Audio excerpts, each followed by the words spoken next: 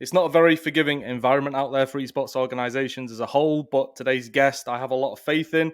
He heads up one of the most popular and successful esports organizations out there in OG.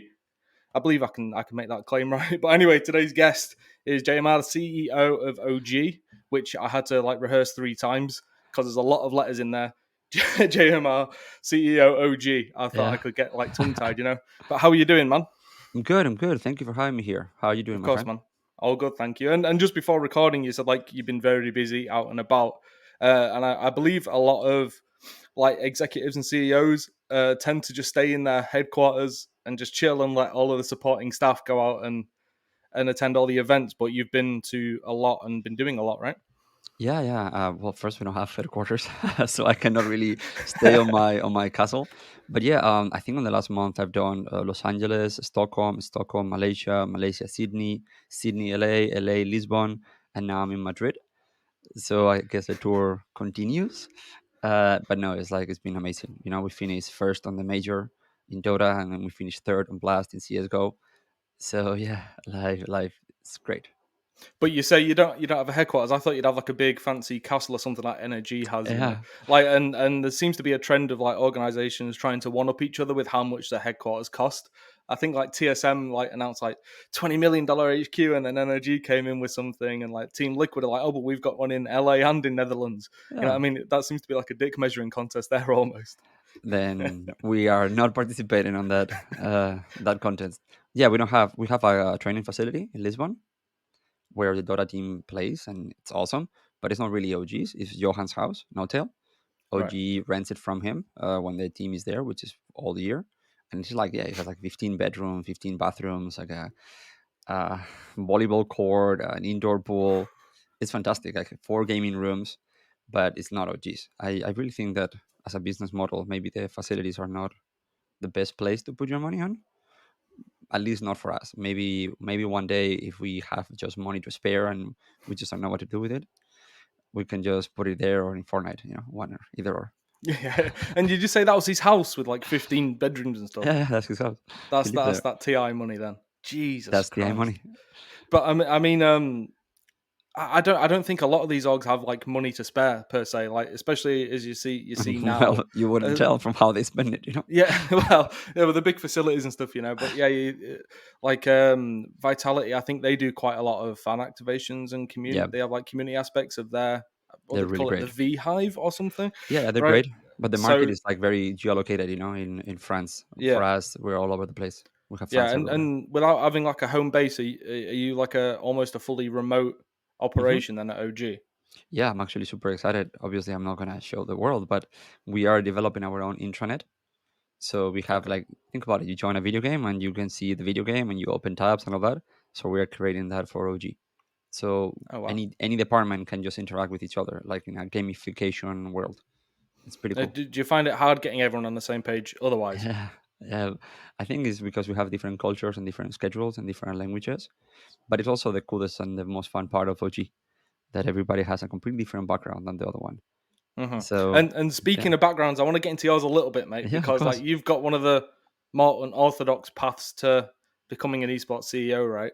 So Yeah, are you just able to just give us like a brief rundown of like maybe the last like 4 or 5 years for you? Because I know when we first spoke, I was like, and you decided to come to esports and be CEO of an organization, like it was interesting. so all my life I make films for a living. I wrote, produce, cinematographer, direct.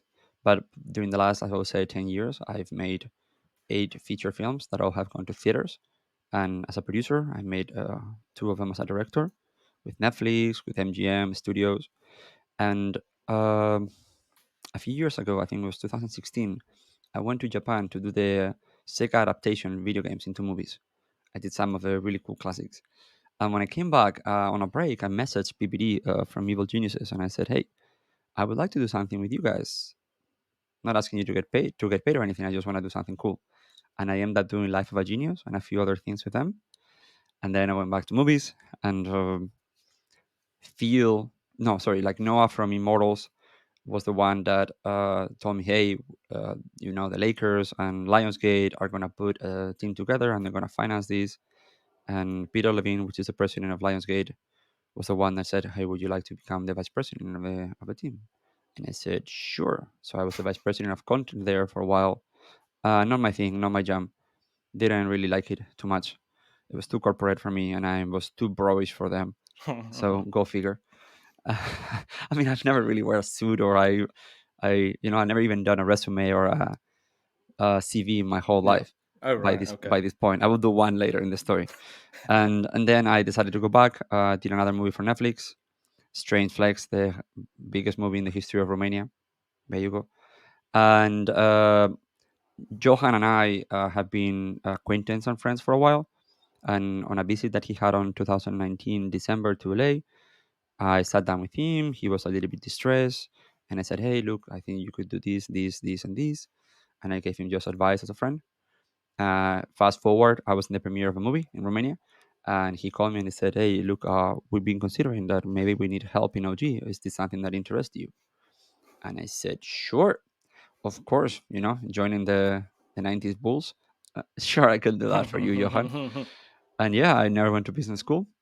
Don't have any business degree, but I do think that I have a clear product and audience understanding. That's Right. my in.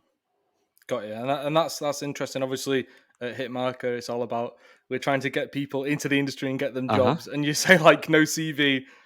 Well, by Uh, then I did have to do one. After Johan approached me and he right. said, "Hey, look, you would like to be part of this." Then I went to like I use Pages in I know I'm a noob, but I use Pages in Mac, and I downloaded like different templates. So that Okay. was my first CV. My CV is super cool. It's so pretty because I didn't want to have like a normal wide CV because Yeah. that's not me. There's nothing corporate about me, dude. I literally just wear this. Like, what the fuck would I wear with this guy? Because I need to look professional. This is gonna be in a professional side. So this is it. This is the one polo that I have. You get to see it. So I'd say you're like proof that you don't have to be super corporate. And I You don't don't I have don't to want to at all. use the word polished per se, but like you can be yourself and like still make stuff happen, which is Yeah, what of I've course. like somewhat prided myself on as well. I'm definitely not the most professional of people, as evidenced over the years. I take stuff seriously, but like I don't like bend the knee and try to be super corporate. But I think that's a good part of kind of like gaming and esports. Yeah, Like we don't have to be like that, you we know. don't have to. Like, let me put it this way. I think the best. I mean, I want to talk about on the perception of the leader. You have to be authentic. It's probably one of the most important things you can be because the only thing I can do is be authentic to who I am. And if I'm broish, I'm gonna be broish. Obviously, I can polish. I can learn how to talk to people. I can learn how to do some X, Y, and Z. But at the end of the day, it's me. And the only good version of a leader that I am is when I'm me. Hmm. That So, makes sense, and that mhm. feeds into like a kind of theory or trend I've noticed, which I was going to speak on later, but I want to bring it up now a little bit. I, a lot of the biggest organizations right now, or I'd say the ones with like the most fanatical supporters, are all led by people who are like influencers and creators who I think there's an insight there with you saying authentic. Like people and fans and viewers know who they are because they've spent a lot of their time on camera. So if Mhm. you think of like Koi, of course, in Spain right now, you think of K Corp, Ibai, you think of yeah, the boys. Optic Gaming, you think of Loud, which they a bit different, but like they've effectively got a bunch of creators and Yeah, they're great. are doing the Mhm. esports stuff differently, right? So I think that feeds into something there where like they're all founded or co-founded by people who've already got this huge fan base who already know who they are and know what to expect from them and know they can kind of trust them, you know? I think that look, I'm always very coy myself about interviews because I do think that there is proprietary understanding. Meaning, I think that everybody understands the world differently, and that's what Hmm. makes them great. But we're not in the esports business; we're in the attention business. Hmm. Our attention collector or harvesting is esports. The reason why these companies do so well amongst the guy, besides the guys being brilliant, is that they have been in the business of attention themselves for so long that they understand it really well, and they already have that attention. So they just have to, in a way, like redirect it to this. So Ibai is incredible. He's one of the most talented, if not the most talented person we have. He's a caster. He's a gamer. He's hilarious, and then he has millions of followers. He created products that allows those millions of followers to follow him into the next products, Hmm. and then now into the org, and they're amazing, amazing.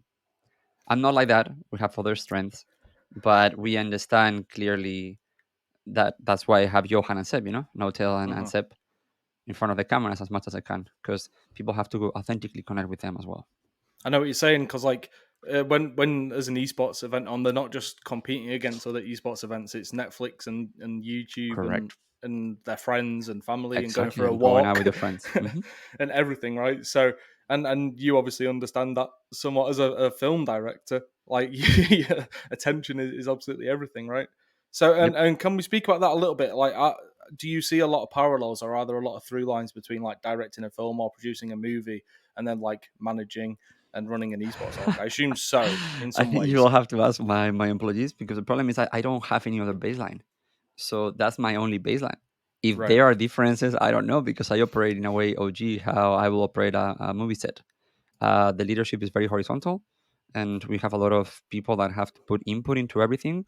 I want tasks to be touched and done by multitude of individuals, not one individual at all. Right. So I'm always like, okay, we're doing this, we're doing this, we're doing this, and there's like always 15 people on the chat or 10 people on the chat. And I like the idea that every product is touched by a lot of people. So in movies, in a way, it's like the director has a specific heads of department, which is exactly what I have in OG, Right. and those head of department operate horizontally.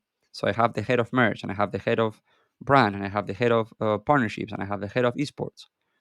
They all are in the same level, and each one of them has people inside their department that are only in their department. So I don't know, it's very regimented, but at the Okay. same time very flexible and very creative within those sandboxes.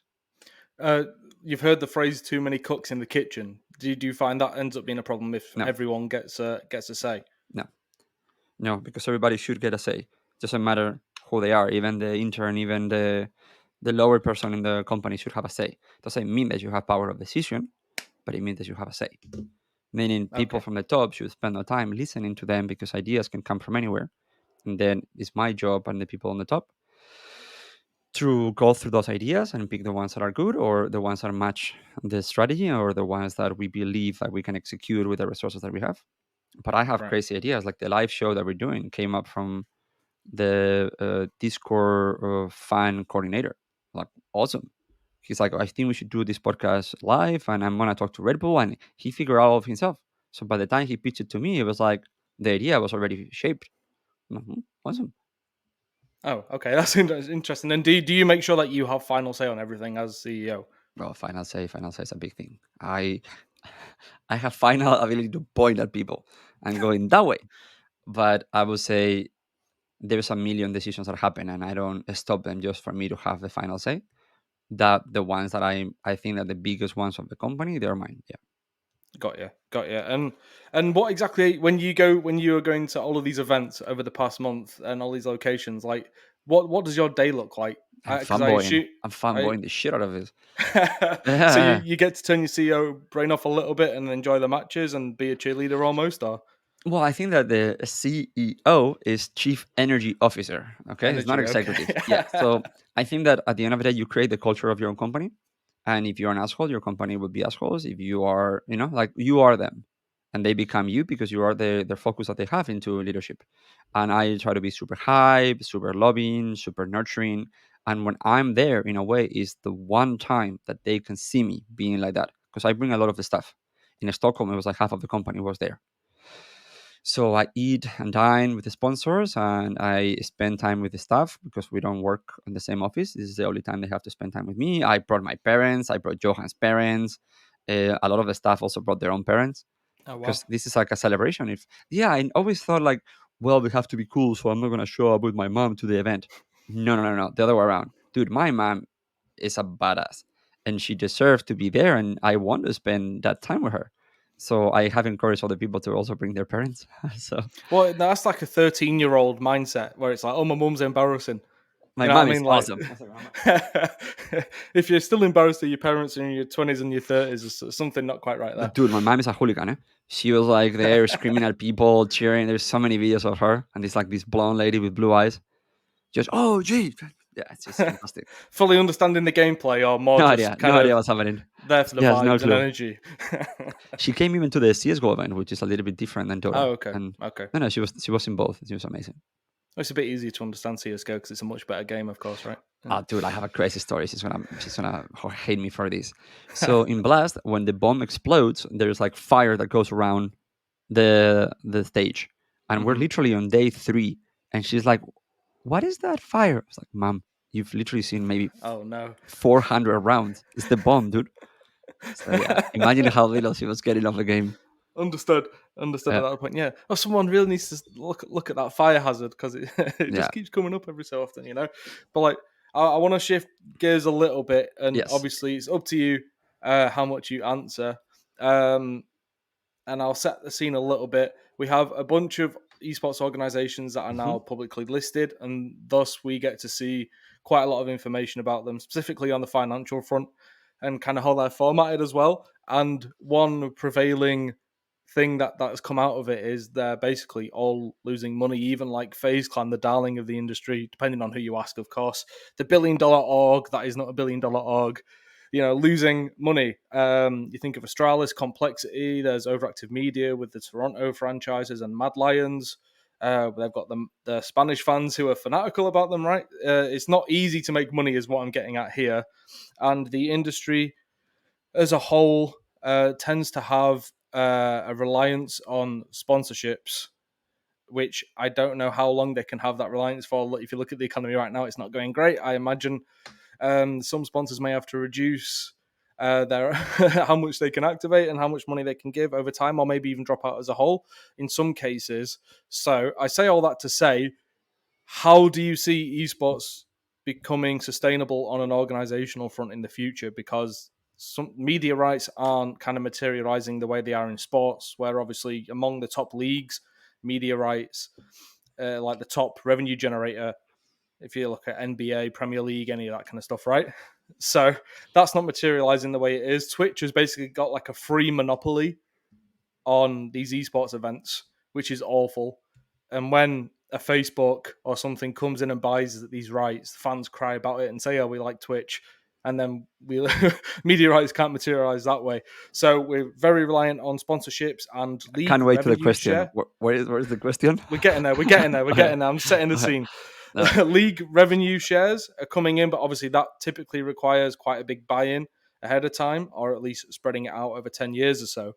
So again, I will reiterate because I went on a little bit of a rant there. But Mhm. how do you see it becoming sustainable?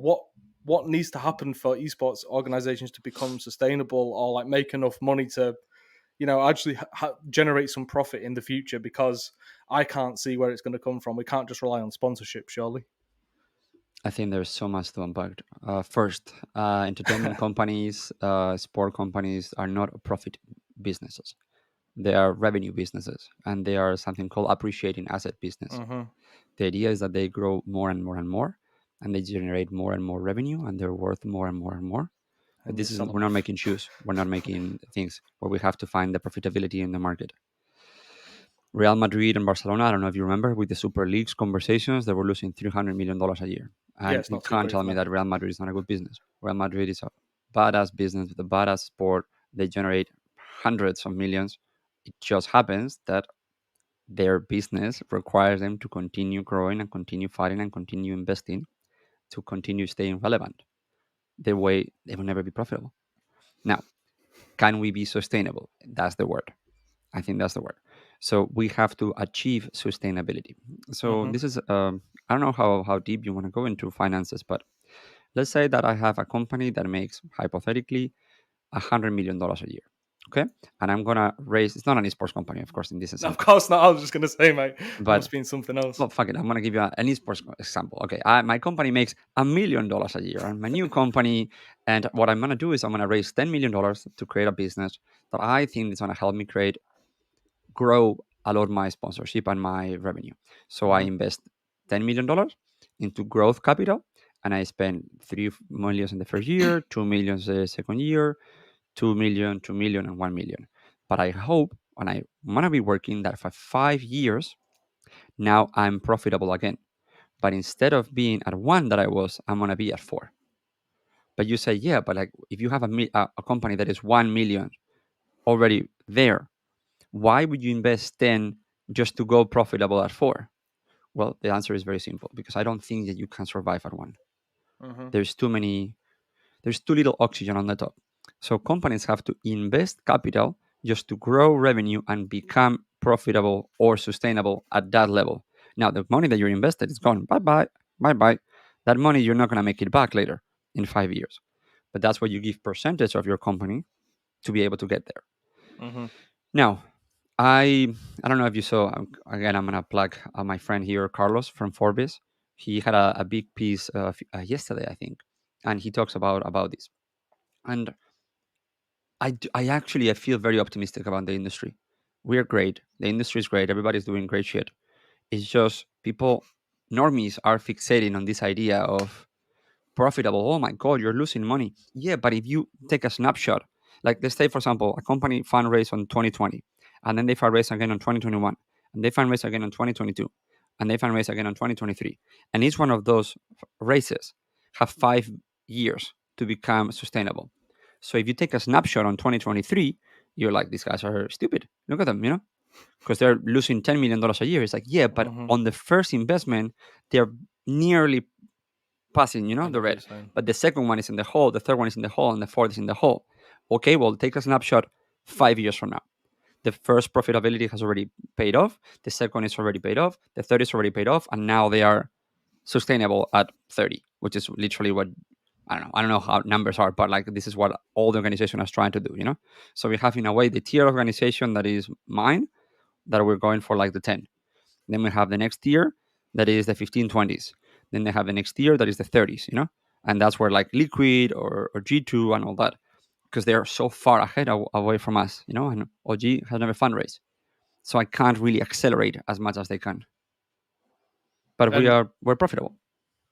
and you see a lot of like the venture capital rounds, these Series B, Series C's, they're drying up hmm a lot compared to where it was obviously 2-3 years ago. And I think But maybe I would say let understand why.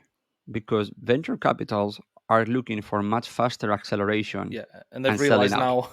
now you're not getting that from esports. No. So the idea is that, look, the venture capitals is they make money out of investing, Mm-hmm. not of investing and holding there for 30 years. I know it's a complicated answer, because if I make a comparison with crypto, I might get shit on. But let's say that there are assets that you buy to own, like a house. Like Mm-hmm. a house really makes you money if you can buy it for 20 years, 20 years. You live in it or you rent it, and in 20 years, that area that you lived in town is much nicer, and then you sell it. But venture capitals are not for that. Venture capitals are things that you turn around fast. Mm-hmm. It's like buying the house, pimping it out, and then sell it out again. So they're Yeah. like, well, we're not really getting exits in 2 years or 3 years. What is this shit? But the companies are amazing. Well, I'd say the reason normies like me, hmm as you say, Muggles. who are yeah, exactly, who are focused on this stuff, I think it's because of the narrative over the past few years, though, coming from these executives and coming from the industry insiders and all this kind of stuff, right? Where I don't know, let's say 2018. So we've had like the Overwatch League, massive injection of capital there. The Call of Duty League's coming about with LCS, LEC, right? A lot of money floating about, a lot of venture capital money coming in. And the prevailing theme was in 10 years will be the next big thing. And then a couple of years goes by and it's in 10 years esports will be the next big thing. And it's like, it doesn't, like, when are we actually going to take some of those years off and actually reach where everyone's predicting it's going to be? For me, it seems like, especially with like the COVID stuff as well, there was a bump in most things in terms of viewership and engagement and hmm everything, right? Because everyone was sat at home, bored, and there was maybe no sports on. So yeah, people are turning to gaming, playing more, watching more, and stuff, right? So again, that gave people false hope, I think, as to what esports could be. A lot of people said like esports betting, it's really taking off now, where in reality, most of the bets were placed on FIFA and NBA 2K, which are not very big esports as it is, and they're just simulated versions of the real the real sports, right? So I say all that to say, I think they've been selling dreams, and that dream has not anywhere close to being materialized in any meaningful way, is how it seems to me. So now I'm just trying to hold them to account, or at least maybe wonder if I've been gaslit into just believing this stuff where it's not actually true. Like, I was when's esports going to be the next big thing? Because Esport they've is the been next saying it big for thing. so long now. It's already here. It's already happened. It was 2 years ago. It's just not the numbers that you guys wanted. Okay, I'm sorry to disappoint you Not guys. me. It's the numbers that other people, like these people, are I saying we're can't going to reach. You know? I understand. I can't hold myself responsible for what other people say. Oh, of course, From the business that I have, of esports is course. great. Esports is booming. Esports keeps growing. There is more money in esports. There is more teams in esports. There is more healthy businesses. There is, for the first time, in my opinion, better CEOs than there were 5 years ago. There is more talent coming in. There is a lot of more people coming in, and we are trying. We're trying harding. I feel a little bit more solidarity between teams that I felt like a few years ago. We all realize that we are in this together. And yeah, well, the industry is not moving as fast as some people thought it would move. Okay, well, shit happens, But it doesn't mean that it's a bad thing. Like basketball didn't blossom in every single period. Like we were looking at it. I really think that we're just looking at the snapshots. We look at the Hmm. snapshots right now and we think about, look at the viewership in the NBA. Yeah, awesome. Who was watching in early 2000s? No one. Who was like, there was like a massive boom when some of these things and the media rights, and there was a lot of things that they did really well Hmm. to build brands. But it was only building brands. So NBA went from a basketball business to a brand business, Of course, and yeah. then they boom exploded. NFL or hockey, we're looking at like, are we rather? Would you rather own a hockey team or an esports team? I'd rather get an esports team. Nobody's watching hockey. Like so. So the point is just like we also have to understand where we are with the industry and what our enemies are. Do you want to be in the movie industry? Okay, well I hope you got like Marvel movies because they're the only movies that are being made. So it's just the consolidation is so massive and everybody's fighting for attention. I Hmm. think esports is in a very, very healthy place. But but I don't think everybody has businesses that will survive. This is what I want to get. This is what I Mhm. wanted to get to anyway. So we could go But into it's that. like normal, dude. When you are playing World of Warcraft and you were trying to make a guild, eventually Hmm. you have to roll into the bigger guilds because you couldn't keep your little guild on because you couldn't find 40 people to come and play Molten Core with you. Yes, boomer reference. Yeah, I don't Vanilla understand any of Warcraft. that. I know what you're Vanilla getting at, Warcraft but forever. I was a Yeah, RuneScape guy myself, so. that tells me a lot about you. Oh wow. But so that is something we can get into a little bit. Do you how many of like what we could describe as like the top tier organizations right now, how many of them will last and become like the Real Madrids and the Manchester Uniteds of esports in like, I don't know, whatever time frame you want to put on it, 10, 20 years? Top esports organization? I think all of Yeah. them. Okay. So you think like the Phase, Liquid, G2, All of them. It's the other ones, TSM, the little ones, the ones that are gonna try to figure out how to do it. like the tier 3, tier 2 kind of Yeah, organizations, yeah. right? So you think we'll see more of like the Optic Envy kind of coming together? Mergers, absolutely, 100%.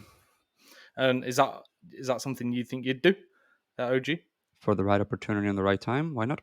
I think if you joined Optic Gaming and created the ultimate OG, like the double OG, you'd be unstoppable. We, I like a lot the guys from MV, and I like a lot, Hector. But I think that both of our strengths are exactly the same. That is Okay, our brands, and none of us are willing to depart from our own brand. So even though it would be the perfect merger because we don't overlap on anything, we don't have a single game that we overlap on. Well, now Valorant a no, little bit, but we yeah, are Dota and Valorant, yeah, CS:GO, and they don't have that. It's just our brand is our power, and we are a very different brand than they are. So our fans would be like, got what's you, happening here? got you.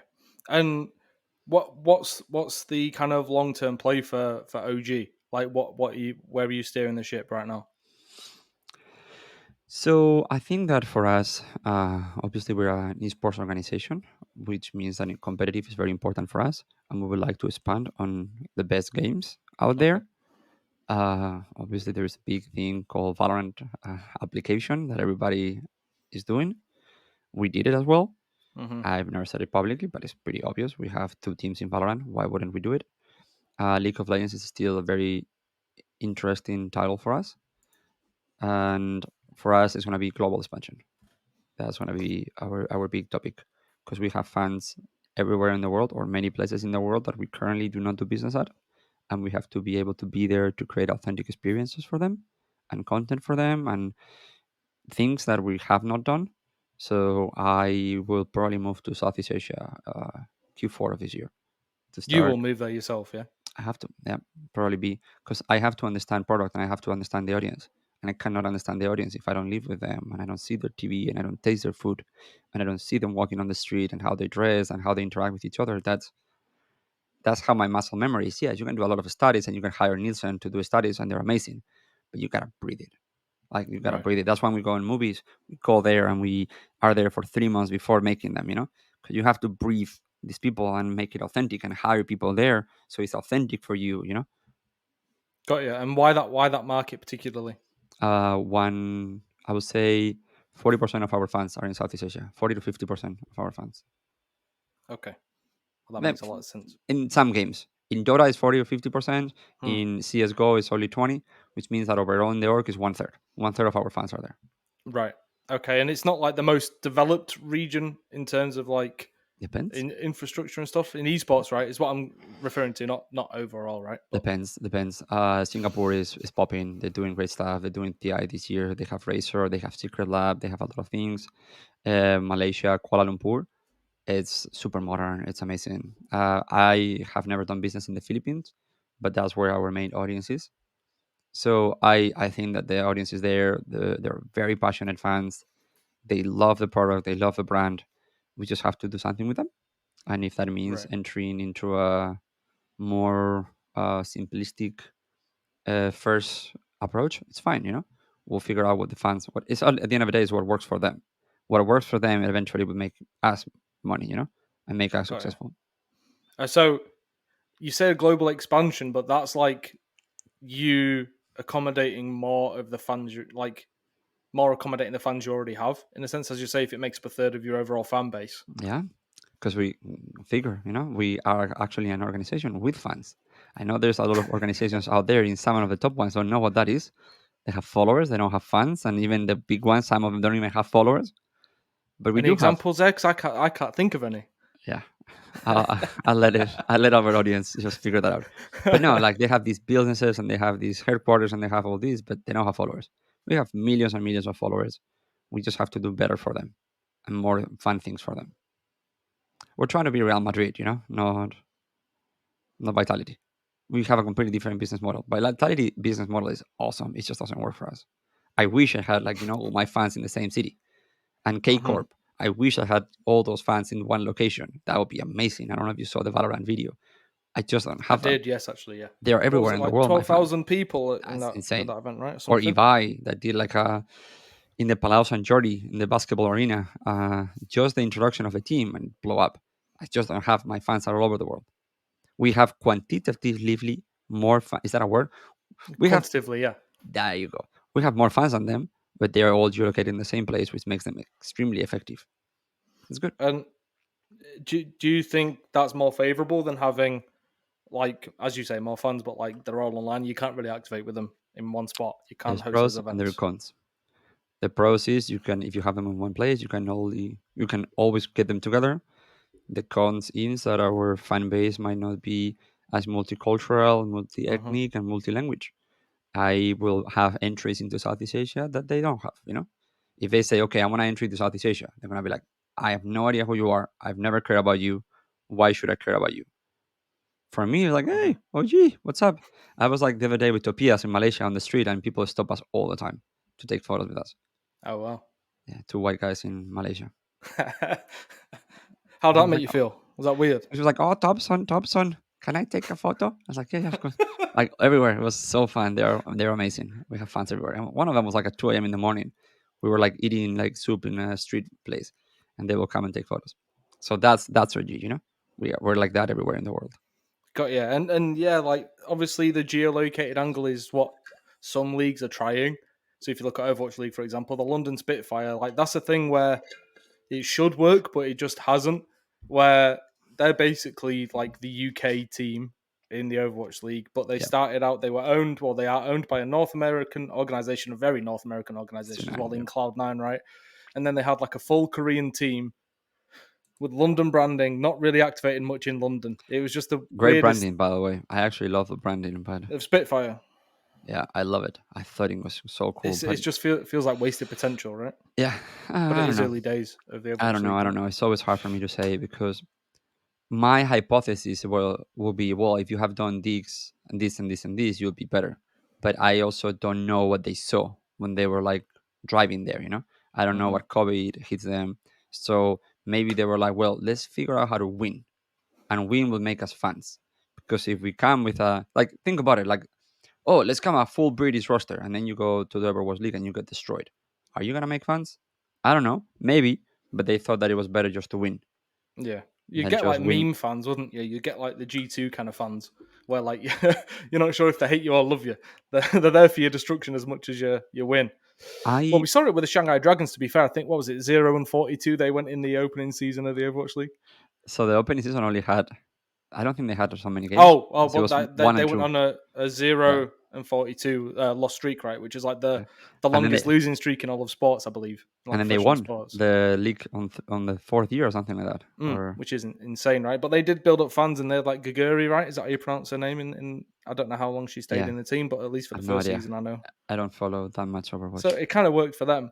But yeah, yeah, I don't know. The geolocated thing doesn't work for everyone, and yeah, COVID's obviously put a spanner in the works there, so we could I never. mean, think about It it. Like, stunted the growth by a couple of years at least. we don't have to even like pinpoint to Overwatch. Is the geolocation working for Call of Duty? Sure, in two territories, in optic, and that's it. Texas, yeah. Yeah, Um, when you're optic. well, the thing is, well, like Texas is basically like the hub of that's where all of the players are. Yeah. Anyway, like not just for Optic, but like most of the teams. So like it's almost like a natural hub for Call of Duty anyway, which is great for Optic, of course.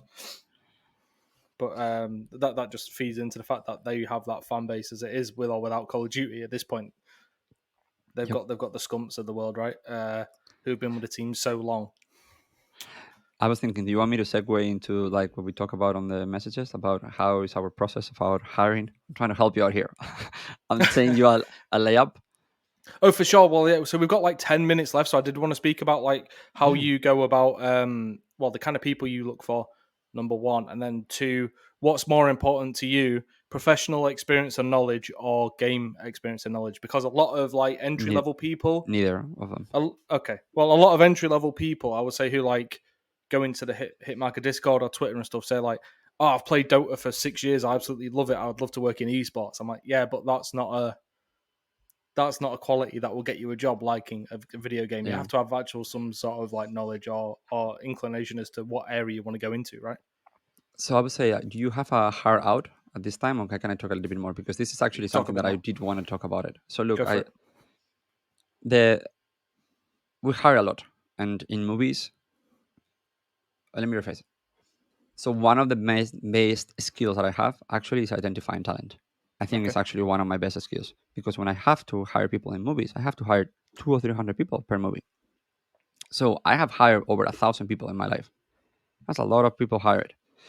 And when I look at them, the key here is skills, not knowledge. Mm-hmm. Skills. What can you do? Yeah. Hi, I am Adam. I can create content. I can do these pieces. I can write. I can do this. Like, what are skills are you? Like, I wish resumes were not experience, just skills. What can you do? From all those jobs that you've done, what can you do? What have you gained from it? Yeah. Yeah, Yeah. what can you do? What are your skills? Oh, I've been playing Dota all my life. That's amazing. So you have the passion for Dota. But what can you do? Well, I can create content for you and I can make marketing campaigns for you, or I can do this for you. I can do this for you. Amazing. So number one, what can you do? Second, what can you do for me? Mm-hmm. How will I benefit from you being in my organization? Third, how much do you know about my organization to be able to answer number two?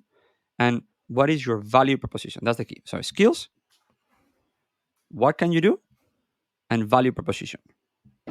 That's how I even got this job as a CEO. Skills.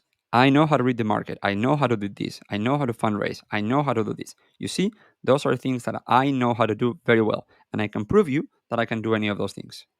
What can I do for you? Well, your organization, I could do this. I can really lean into the branding. I can continue developing your content strategy. I can continue to do that. And the value proposition is, how would I make you valuable? How I am valuable for you?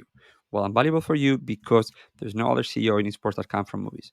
I'm valuable for you because I have a unique angle and a deep understanding on players' mentality, which means that I will be able to talk to you guys, which are my owners. Like Hmm. my main part of my job was that I needed to talk to my two owners and get them to believe in me and get them to believe in a strategy, which is something that they have not done before. So get them to believe and get them to say yes was the first job. And then was how do we continue working together with kindness and style and morality? What are your values? So my interviews with OG are always like, okay, you love Dota, amazing, that's great. What can you do? What is your style of working? How does this work for you? And are you a match emotionally and intellectually for us? And there's so many interviews that I do that 3 minutes into the interview, I'm like, this is not an OG person. Look, Right. you don't always get it right. But at the end of the day, I have to go through so many interviews sometimes. And I hire a lot of headhunters as well because there's so many applications sometimes that we go through. And it's really hard to go through them. And yeah, if I can just say one thing, please don't message me on Twitter. Like we have the job post on Hitmarker and we have the job post on the headhunters for that. Like if you see the post, then go on the post. Like a lot of people see the post and then they message me. I'm like, come on, like I have a process exactly, so I don't have to that. I want to hire Hmm. you guys. I'm hiring a lot of people. You know, I hired on the last 6 months, maybe 20, 15 people. Okay. It's just there's a process, you know. Going through the process, yeah. Like we noticed as well. Like I have nothing to do with this, but Hitmarker, when we were hiring a couple of people, maybe 2-3 months ago, we just added in an extra layer saying like in your cover letter also highlight I don't know, the spelling error in this job description or something, right? For it was for like a role that included like you needed good English skills effectively. So it's like they put an intentional typo or two in there and said highlight this and blah blah blah. And I think it was like almost half of people, if not more, just like didn't even acknowledge that point and just got themselves out of the running initially by not being able to follow like the simple steps that are laid out. Yeah, but it's very complicated. I've been on the other side. I'm when I was in Immortals, I hired a kid that had put like 150 job submissions, and nobody will get to him. So eventually, you stop just optimizing or like you stop customizing it for that. You know, I get I've gotten messages from other people that clearly were writing to a different org because they had the Mm-hmm. name of the org on the post. I was like, come on, buddy. Well, they've just not done the find and replace at least. Yeah, but it's Yeah. complicated, but I get it. I get it. Look, people are trying. They're trying really hard to get their own jobs, but Yeah. unfortunately, it really minimizes. I mean, it's a very bad example, but if you're trying to find a wife and you're just going on 3 dates per hour, it's just not gonna feel special. So I need to feel special. I need to feel that you want to be here, and because I'm gonna make you special as well. Gee, everybody has access to me, and we all have access to each other, and we all have access to Johan and Seb, the owners. We're all very. It's a very tribal company, very very tribal company. Mm-hmm. So we all know each other. I mean, I know, I like quoting Hector, and I'm a fan of Hector, but Hector said like I've cherry picked every single person that joined Optic. Like for me, I've cherry picked every single person that joined OG. There's people that right now that my head of departments are picking, but everybody that is up to one point, it's us, it's me, and I Mm-hmm. conduct a lot of the final interviews myself. And there are people that are like, this person is great, it's not an OG person. It's just not an Got you. OG person. An OG, you have to be extremely kind because we're not iron sharpen iron. We're not like that. We're kind. We're loving. We believe in nurturing. You will have time to fuck up. You will have chances to fuck up. I will give you autonomy to fuck up, and it's okay if you fucked up. Now you learn something else. Let's go. Mm-hmm. And we have this hive mentality. What you've learned and what you know, your skills is what you bring to the team. Think about it as a video game. So you remember like these games where everybody has a different skill in a Warcraft. You're a healer, you're a druid, you Right. heal this differently. That's what we need. We need to build a raid to kill the raid boss, and everybody needs different skills. Right. I'm not looking for overlapping skills. I'm looking, but that's why it's so cool. It's like I have a guy from Georgia, not the state, but the country. Okay. This person has a unique understanding of the world and the vision of the world that we don't have. Come on, buddy, just bring it on. Tell me what you see from your world. Because if you tell me good information and it's backed with evidence, I have a higher chance of making good decisions. So, yeah, like I would say, talent Interesting. in the industry is the hardest thing to find. I could hire right now 30 people if I had 30 people that I like. I Right. just don't have 30 people that I like. I Right. hired a head Okay. of. I looked for a head of merch Mm-hmm. a year and a half. Three Really? different searches with three different headhunters And that's looking outside of the industry as well. everywhere, Okay. mostly That outside of the surprises industry me. because I don't poach. I'd never hire Right. anybody that was in another company inside of esports. It's not my style. Right. Okay. But what if they're interested in joining you? Like, is that poaching? Then you have to break up with your company before you can talk to me. Right. Okay. Okay. And is well, I appreciate the kind of in-depth answer on that stuff. There's a lot of people who I think worry about whether they need gaming experience prior, No, not at all. which I don't agree with. But then there's quite a lot of a pushback. I haven't seen it so much recently, but in the past couple of years from like non esports folk joining esports organizations and in like senior roles. I think maybe at one point I probably voiced off against it, even though now I don't care. I think it's probably a good thing, like a varied viewpoint and different experience and perspective is probably good for the industry. But it seemed at But one point to definitely be a lot of pushback against non you have to be esports willing to pay people. your dues, eh? Because there's a Hmm. lot of people that have been working really hard to make esports what it is right now, and Hmm. you can just not come in and just call yourself the king of the world. Pay respect for the people that have been there, you know. Again, Hector, Adam Apicella, people that have literally built this shit so we can all be on top of it. And hey, kudos to them. If I see them or when I see them on the events, like big hug, big props. Have Give them props anytime you have a chance like this, like I am right now. There's Hmm. people that have built this. Now I'm here to build my own episode with no disrespect to them. I'm gonna do Hmm. things my way. And in my company, out of my leadership, there's four of us, five of us. Three of them have never been in sports. They don't play games, and they don't even play games right now. But they're brilliant at their jobs. One of them comes from sports. The other one comes from marketing and influencer marketing and fashion, and the other one comes from Deloitte. So Right. they're brilliant. Now there is a learning curve. This is why I'm here, Yes, they have to and we learn the have culture of the industry and yeah, stuff, right? and it's okay.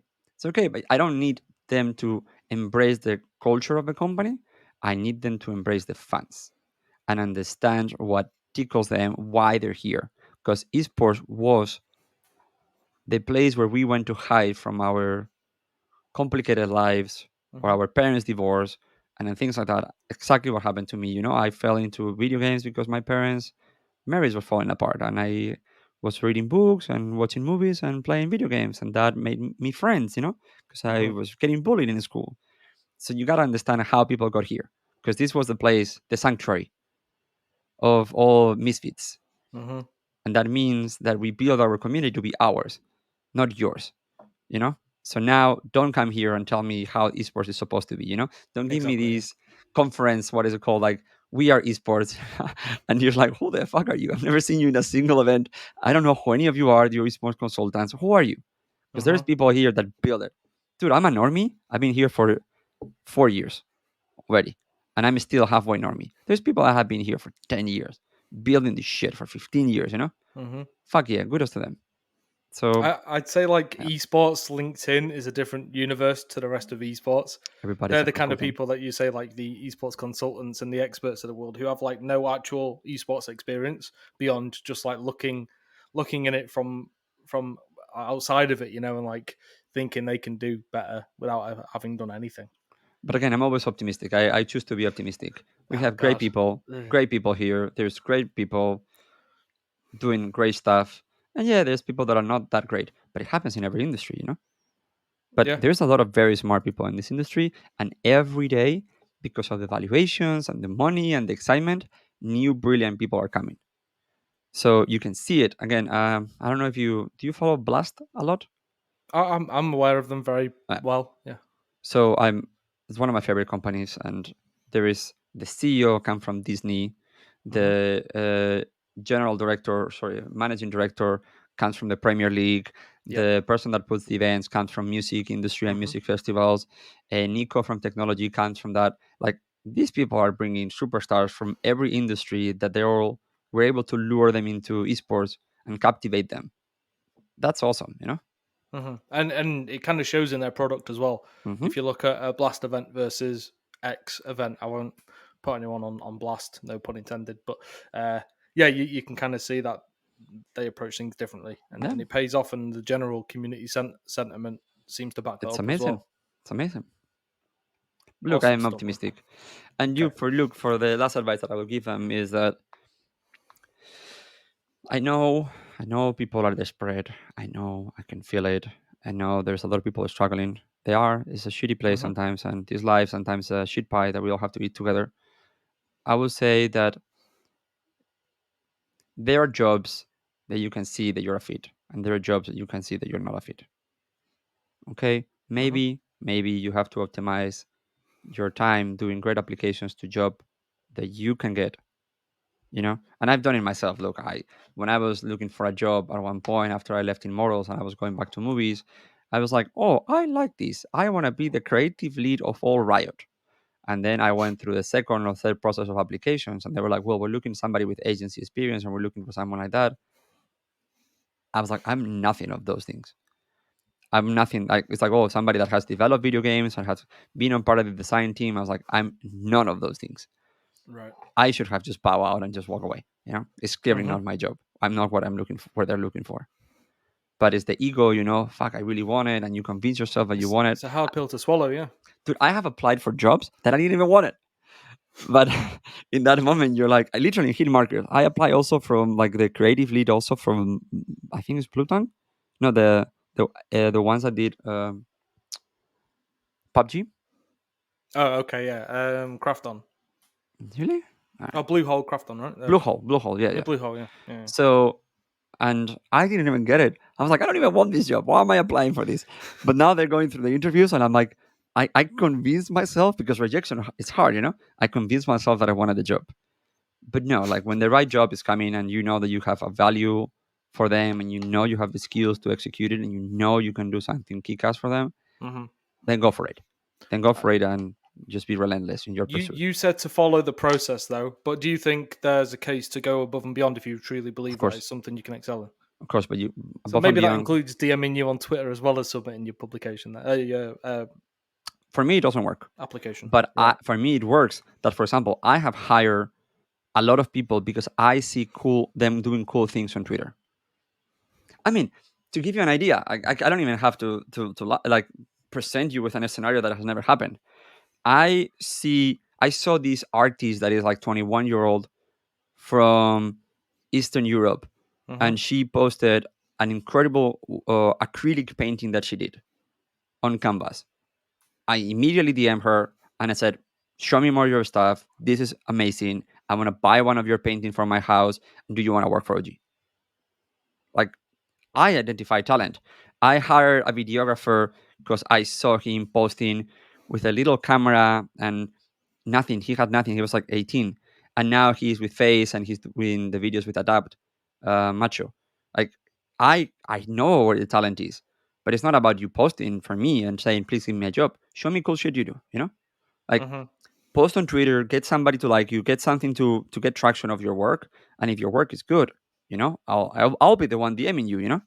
I'm always the one trying to hire more people. Got you. That's great advice. That's great advice. I Do cool appreciate that, shit, man. and the shit will be seen.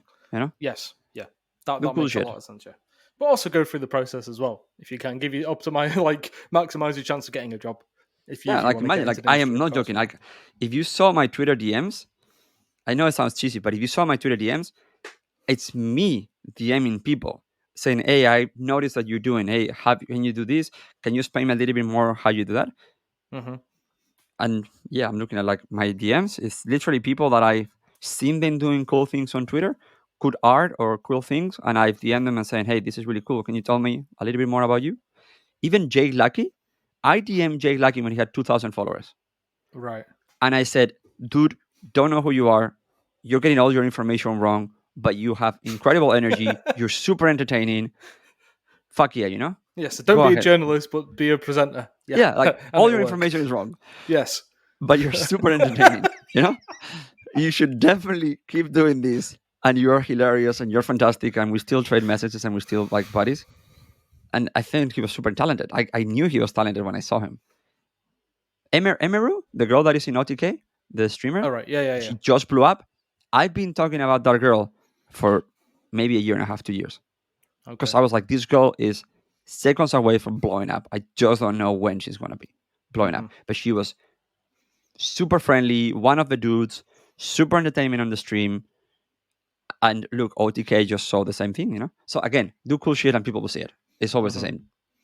Awesome stuff, man. And to honor time, I'm going to wrap it up there. Have you got Of anything course. else you want to add or plug or anything before we sign off?